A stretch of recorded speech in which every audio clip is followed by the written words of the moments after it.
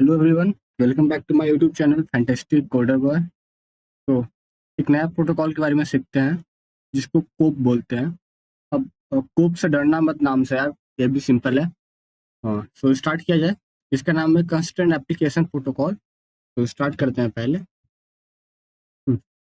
तो जस्ट मुझे यहाँ से इनको यूज करने दीजिए।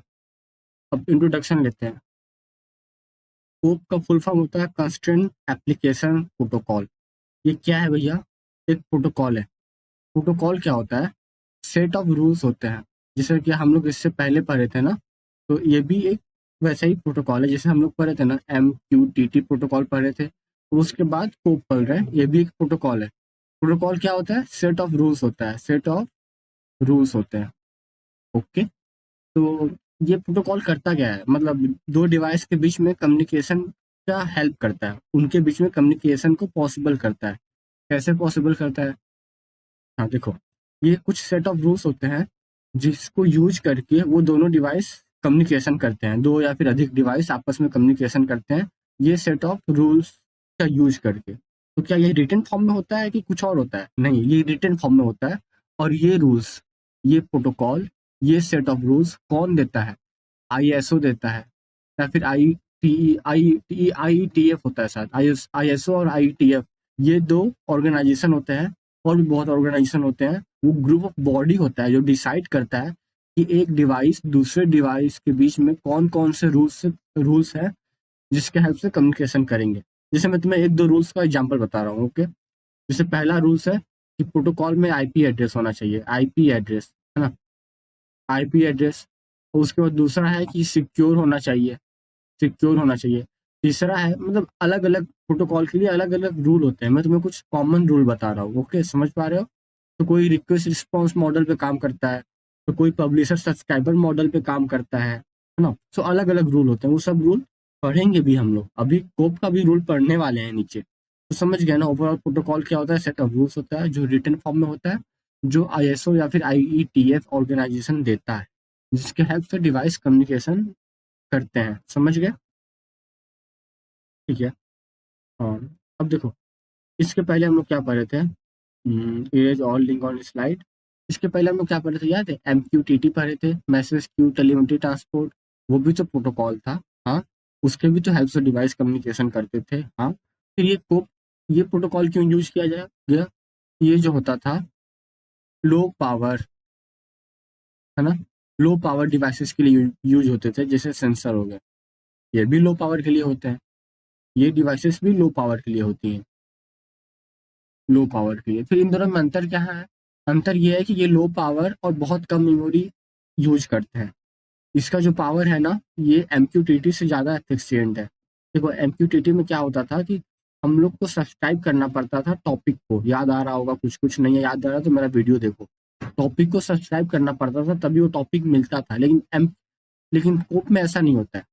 होप में क्या होता है, तुम टॉपिक को सब्सक्राइब मत करो, है ना? अगर तुम टॉपिक को, तुम बस रिक्वेस्ट कर दो, तुम्हें रिस्पॉन्स ऑटोमेटिक मिल जाएंगे। क्या रिक्वेस्ट? मतलब कि तुम बस डायरेक्ट यूज करके UTP, मतलब मैं अच्छे से सब पढ़ पढ़ के समझाता हूँ। ओके, तुम रिक्वेस्ट करोगे तो तुम्हें रिस्पॉन्स मिलेगा। देखे, अभी तो फुल फॉर्म पढ़ लिए, इतना काफी है समझने के लिए। दूसरा पढ़ते हैं कि web transfer protocol for use with constant node and network. हाँ, अब देखो, इसको तुम ऐसे समझ लो, जस्ट लाइक इंटरनेट जो होता है डेटा को ट्रांसफर करने के लिए between computer and phone use होता है ना, उसी प्रकार से कोप जो होता है वो भी एक तरीका है जो स्मॉल डिवाइस के बीच में डेटा शेयर करने के लिए हेल्प करते हैं। इसमें लिमिटेड रिसोर्स होते हैं, मतलब बैट इंटरनेट कनेक्शन होगा ना, उसके बाद भी आप लोग डिवाइस से कम्युनिकेशन कर पाओगे यूजिंग कोप प्रोटोकॉल। इसीलिए इसको बोलते हैं वेब ट्रांसफर प्रोटोकॉल, है ना? इंटरनेट से आसानी से डेटा मतलब ले पाओगे, डेटा शेयर कर पाओगे यूजिंग कोप प्रोटोकॉल। इंटरनेट कनेक्शन बहुत बेकार है तब भी, इवन MQTT से ज़्यादा बेकार है, उसके बाद भी यूज कर पाओगे। Design for machine to machine communication, obviously यार छोटे से छोटे डिवाइस में यूज होता है ना, क्योंकि लो पावर और लो मेमोरी होते हैं। Based on request response model. तो रिक्वेस्ट रिस्पॉन्स मॉडल क्या है? तो रिक्वेस्ट एंड रिस्पॉन्स मॉडल क्या है? देखो, रिक्वेस्ट रिस्पॉन्स मॉडल को ऐसे समझो कि आप लोग को ऐसे समझो ना कि ये सेशन में हेल्प करता है बिटवीन टू डिवाइस, है ना। तो एक डिवाइस हो गया और एक डिवाइस हो गया। ये डिवाइस जो है, ये डिवाइस रिक्वेस्ट कर रहा है इस डिवाइस से कि आप मुझे डेटा को लेने के लिए रिक्वेस्ट परमिशन दो। फिर ये डिवाइस रिस्पॉन्स करेगा कि हाँ, मैं आपको परमिशन देता हूँ, आप डेटा को यूज कर सकते हो। इसीलिए इसको बोलते हैं रिक्वेस्ट रिस्पॉन्स मॉडल पे काम करता है। जबकि एमक्यूटीटी में डायरेक्ट सब्सक्राइब है ना, अगर ये चीज़ डायरेक्ट सब्सक्राइब है तो इसको डेटा तो भेजना ही पड़ेगा, समझे। एक बात और, एमक्यूटीटी में हमेशा एक्टिव रहना पड़ता होगा। एक्टिव रहना पड़ता होगा मतलब कि हमेशा ऑनलाइन रहने पड़ते होंगे, तभी तो जैसे ही ये टॉपिक आता है यहाँ पे वैसे ही टॉपिक सेंड कर देता है। लेकिन इसमें ऐसा नहीं है, इसमें आप लोग तुरंत रिक्वेस्ट करो, इमिडिएटली रिस्पॉन्स मिलेगा, इसीलिए ये ज़्यादा फास्टर वे होता है। और ये यूटीपी भी यूज करता है ना, UTP user user datagram protocol भी यूज करते हैं, इसीलिए फास्ट होता है। यूटीपी टीसीपी से ज्यादा फास्ट होता है ना। क्लाइंट सर्वर मॉडल पे काम करता है। एसिंक्रोनस ओवर डेटाग्राम, इसका क्या मतलब है, इस लाइन का क्या मतलब है। ये एसिंक्रोनस होता है, इसका मतलब कि एक बार अगर एक डिवाइस दूसरे डिवाइस से रिक्वेस्ट भेज दिया तो इस डिवाइस का वेट नहीं करेगा। ये चाहे तो कोई और भी काम कर सकता है, किसी और को भी रिक्वेस्ट भेज सकता है। ये नहीं कि केवल इसी डिवाइस को रिक्वेस्ट भेजा और उसके बाद ये यूज कर रहा है, ये वेट कर रहा है इसके रिस्पॉन्स का, नहीं। ये पहले रिक्वेस्ट भेजा, नहीं रिस्पॉन्स आया, दोबारा भी रिक्वेस्ट भेज सकता है या दोबारा डेटा भी शेयर कर सकता है, समझ पा रहे हो। वेट नहीं करता है। ये जो प्रोटोकॉल है कोप, ये आईईटीएफ ने डिजाइन किया था। और ये रेस्ट रेस्ट क्या है, ये रेस्टफुल इन्वायरमेंट क्या मतलब होता है रेस्टफुल इन्वायरमेंट का। तो रेस्टफुल इन्वायरमेंट मतलब ऐसा समझ लो ना कि जैसे इंटरनेट को एक्सेस करने के लिए हम लोग ये रेस्टफुल इन्वायरमेंट का यूज करते हैं। रिप्रेजेंटेशनल स्टेट ट्रांसफर रेस्ट का मतलब होता है। तो इस इन्वायरमेंट का यूज करते हैं जो कि एचटीटीपी क्लाइंट और सर्वर के बीच में इंटरफेस होते हैं। नहीं समझे, बस इतना समझ लो। इंटरनेट पे जब भी हम लोग किसी डेटा को एक्सेस करना होता है तो हम लोग को रेस्ट, ये एक मेथड बोल दो, इसका हेल्प लेना पड़ता है। ओके। लाइट वेट एप्लीकेशन, कितनी बार बोलूं भाई, ये लो पावर सच है। क्या ओवरहेड, मतलब कि ज़्यादा कॉम्प्लेक्सिटी नहीं है। पावर कंजप्शन रेस्ट मतलब लेस होता है। Hope is design to enable low power. ये बार बार लाइन, एक ही लाइन में पढ़ लो पैराग्राफ भाई, एक ही लाइन को मैं कितनी बार समझाऊं, ठीक है। बिल्ड ऑन यूटीपी, मैंने बताया था इंस्टीट्यूट ऑफ टीसीपी। यूटीपी बना हुआ है इसलिए ज़्यादा फास्ट है। यूटीपी क्या है, एक प्रोटोकॉल है और ये प्रोटोकॉल ज़्यादा फास्ट होता है, समझे। तो सो ये यूटीपी के मेथड पे बना हुआ है। तो कोप का आर्किटेक्चर पढ़ते हैं। कोप का आर्किटेक्चर, इसके दो आर्किटेक्चर होते हैं, messaging and request response model. तो मैसेजिंग क्या करता है ये देखते हैं। ओके। तो मैसेजिंग में क्या, देखो मैसेजिंग का क्या काम होता है ना, इस वाले आर्किटेक्चर का ये जो पहला पार्ट है। तो मैसेजिंग का बस इतना काम है कि वो ये इंश्योर करे कि मैसेज सक्सेसफुली डिलीवर हो गया है, बस इतना ही हेल्प करना है। और रिक्वेस्ट रिस्पॉन्स मॉडल को क्या करना है कि इसको कनेक्शन बनाने हैं, कनेक्शन में हेल्प करने हैं, समझे। ऐसे समझो। थोड़ा सा मैं इस स्लाइड को इरेज कर देता हूँ। हाँ, तो ऐसे समझ लो। कुछ अच्छा एग्जाम्पल सोचने दो कि तुम लोग ओवरऑल समझ गया ना कि मैसेजिंग का क्या होता है। इतना काम होता है कि बस इंश्योर करता है कि मैसेज सक्सेसफुली डिलीवर हो गया है कि नहीं हो गया।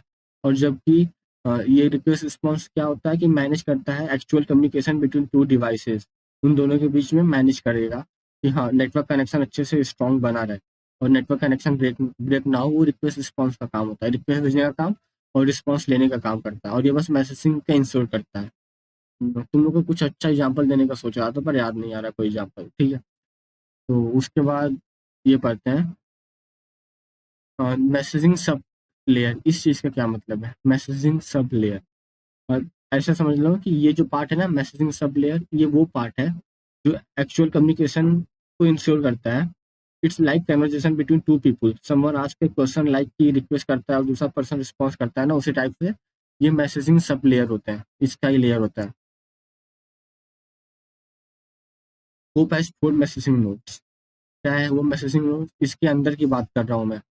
Confirmable, non confirmable, piggyback and separate. Line by line पढ़ें, इसका क्या मतलब है। कंफर्म कंफर्मेबल मतलब क्या होता है, this mode ensures that message are deliver. समझे, मैसेज सक्सेसफुली पहुंच गया, वो ये पार्ट इंश्योर करता है कंफर्मेबल, है ना। और अगर समझ लो इसको ऐसे समझो जैसे हम लोग लेटर भेजते हैं ना, जब भी पहले लेटर भेजा जाता था तो उसके साथ एक रिसिप्ट लगा दिया जाता था, और लेटर पहुंचने के बाद रिसिप्ट वापस रिटर्न आते थे जिसने लेटर भेजा था, ताकि पता चल जाए कि हाँ लेटर सक्सेसफुली डिलीवर हो चुका है। समझे बात को? समझ गया? तो ऐसे कन्फर्मेबल होता है कि हाँ, इंश्योर हो जाता है कि मैसेज डिलीवर हो गया।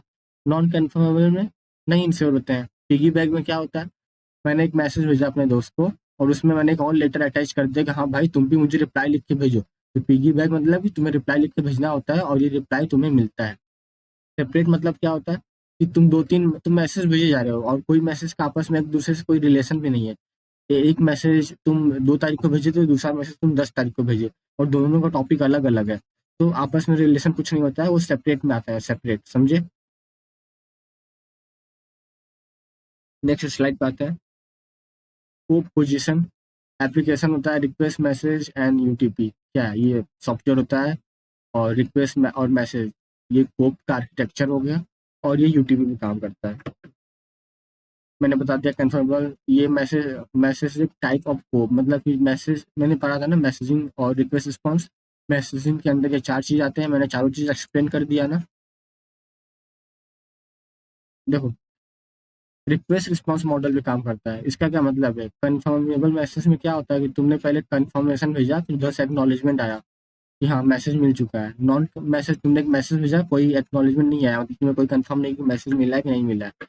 ये क्लाइंट ने मैसेज भेजा, सर्वर ने वापस कोई मैसेज नहीं भेजा या एक्नॉलेजमेंट नहीं भेजा, जिससे कंफर्म नहीं हो पाया। वापस confirmable and non confirm, Vicky pack separate सब कुछ बता दिया है। और कुछ पैराग्राफ भी पढ़ लिया करो भाई, क्योंकि हर एक वर्ड को अच्छे से तुम लोग समझ पा रहे हो ना कि एनपीटीईएल का जो कोर्स होता है बहुत लेंदी होता है। प्लस इनकी हेल्प से पीडीएफ से समझाना एक बहुत बड़ी बात होती है, क्योंकि मैं तुम लोग को पीएचडी लेवल तक का समझा पा रहा हूँ। तो थोड़ा सा पीडीएफ भी पढ़ो अपने से, अच्छे से क्लैरिटी मेंटेन रहेगा। और पीडीएफ का लिंक मैं देता भी हूँ। तो अब ये पढ़ते हैं पी की पैक में क्या होता है कि हाँ मैंने एक मैसेज भेजा, उसका एक इन्फॉर्मेशन भी आया, लेकिन उधर से दूसरा मैसेज मुझको खुद मिला, एक और मुझे मैसेज मिला। सेपरेट मैसेज क्या हुआ कि दोनों दोनों मैसेज अलग अलग है, बीच में वेट है कि हाँ, इस मैसेज से हमें कोई मतलब नहीं है, इस मैसेज से हमें कोई मतलब नहीं है, पर कंफर्मेशन हो गया कि नहीं मैसेज डिलीवर हो चुका है दोनों में। फीचर्स पढ़े। मैं फास्ट तो नहीं आ रहा हूँ मेरे ख्याल से, क्योंकि मैं पहले जो बता दिया हूँ उसी चीज़ को मैं रिपीट करना नहीं चाहता हूँ, और कोई भी टीचर ये रिपीट करना नहीं चाहेगा। तो फीचर्स पे आते हैं। Reduce overhead and parsing complexity, इसका क्या मतलब है? वो क्या करता है ना, डिवाइसेस को सिंपल और लाइटर कर देता है, मतलब सिंपल और लाइटर बना देता है। इसके कोई कॉम्प्लिकेटेड रूल नहीं है कोप के पास। बहुत प्रोटोकॉल के पास कॉम्प्लिकेटेड रूल है, पर इसके पास कॉम्प्लिकेटेड रूल नहीं है। ये इजीली डिवाइस में कम्युनिकेशन बैठा पाता है। अब उसके बाद URL and content type support, हाँ यूआरएल का लिंक भी सपोर्ट करता है। इसका मतलब कि वेब एड्रेस को भी आसानी से हैंडल किया जा सकता है, या वेब एड्रेस से भी कम्युनिकेशन कर सकते हैं इस प्रोटोकॉल के हेल्प से। और ये support for the discovery of resources provided by non cope services का क्या मतलब हुआ? जिससे ऐसे समझ लो ना, एग्जाम्पल सोचने तो इसका कुछ। हाँ देखो, ये क्या करता है ना कि कोप मतलब, इसको ऐसे मैं समझा सकता हूँ कि ये हेल्प करता है। Cope helps devices find each other and figure out what information they can share. समझे बात को? ये डिवाइस को ढूंढता है और ये पता लगाता है कि कौन सी इंफॉर्मेशन शेयर कर सकते हैं। Simple subscription for resources and resulting push notification, हाँ एक बार तुमने सब्सक्रिप्शन मतलब सब्सक्राइब कर दिया तो वो नोटिफिकेशन तुम्हें मिल जाएगा कि हाँ ये टॉपिक आ चुका है, या फिर ये मैसेज है।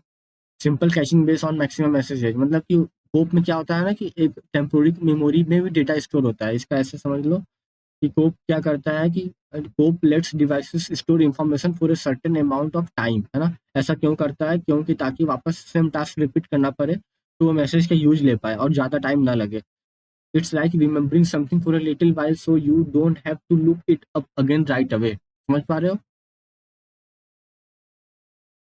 तो ओवरऑल ये बेहतरीन है यार, सच्ची में। तो ये जो फीचर्स है कोप का, वो इजी टू यूज होता है, एफिशिएंट होता है आईओटी डिवाइसेस के लिए, और हेल्प भी करता है कम्युनिकेशन में।